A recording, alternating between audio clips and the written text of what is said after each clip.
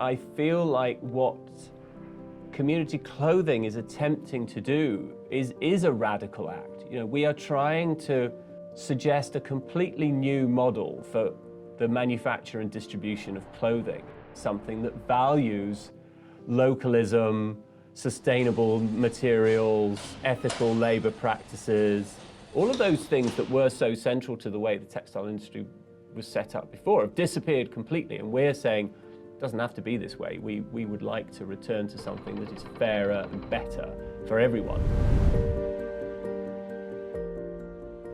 The idea behind community clothing came from years of working with British factories and working in towns like Blackburn in Lancashire. This was the beating heart of the UK's textile industry. At its peak, it employed 1.5 million people. And today, it employs less than 100,000. I wanted to try and make it the case that people on an average salary could buy good clothes. Almost none of the money that is spent on your clothing goes to the people that produce your clothing. So that's the people who cut and sew the clothes, the people who weave the textiles, the people who spin the yarns, and the people who produce the fibre in the first place. Those guys all together get less than 25% of the value. That's pretty unfair, you know, and they have all the power. And that is why we have a system that is constantly moving between countries and shifting between factories. Our fundamental challenge was to look at the clothing industry and say, can we do this differently? And the answer, of course, was yes, you can do it differently. You can choose as a clothing brand not to be greedy. We don't need seasonal fashion. We don't need to change our clothes every 6 months. It's clearly much better for the planet if we buy our clothes and keep them for a long time. We said, look, we're not going to do that. We're just going to design and develop the best kind of everyday basic items that people wear, and we're going to leave them as they are. Until people stop buying them, we're not going to change them. So we got rid of seasonal collections, we got rid of marketing, and we got rid of retail. We just say, you know, instead of 25% of the cost being the clothing, we say 60% of the cost is the clothing. So we pay really good quality manufacturers who have very well paid staff to make our stuff. We pay local weavers and local spinners.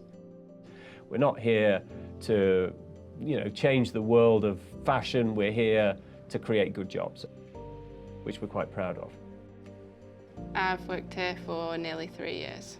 I am local, and obviously a lot of fashion is in London, but I knew if I was going to move back up north, it was likely to be in sort of a fast fashion company, which I didn't really want. So when I found this, it was like sort of hitting the jackpot. I love the atmosphere in a factory. They are great places for people to work. They are very supportive. They provide all sorts of structure to the lives of people who might not otherwise have structure. They provide guidance. They provide friendship. They are lovely ecosystems. When they work well, they are wonderful places to work, and people get a great amount of joy.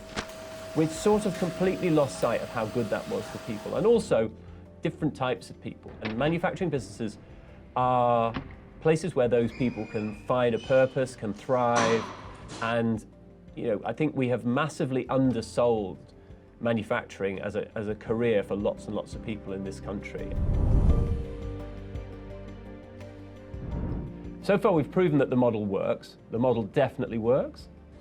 At least one of the factories we work with wouldn't still be here if it wasn't for us. 2 other factories we work with have added staff directly because the positive effect that community clothing has had on their overall economic position.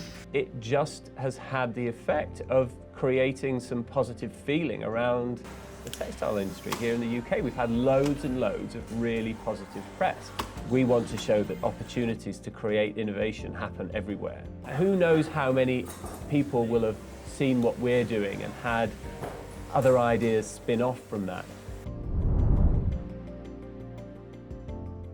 The history of the house, the acquisition of wealth by Britain's landed gentry, is being investigated with more scrutiny than it ever has before. It is interesting that Harewood doesn't hide its past. Harewood looks to the future.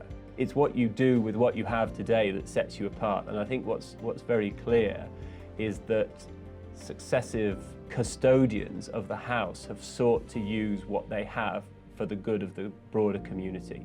It creates jobs, it creates fantastic places for people to go, to learn, to spend time, to enjoy passing time.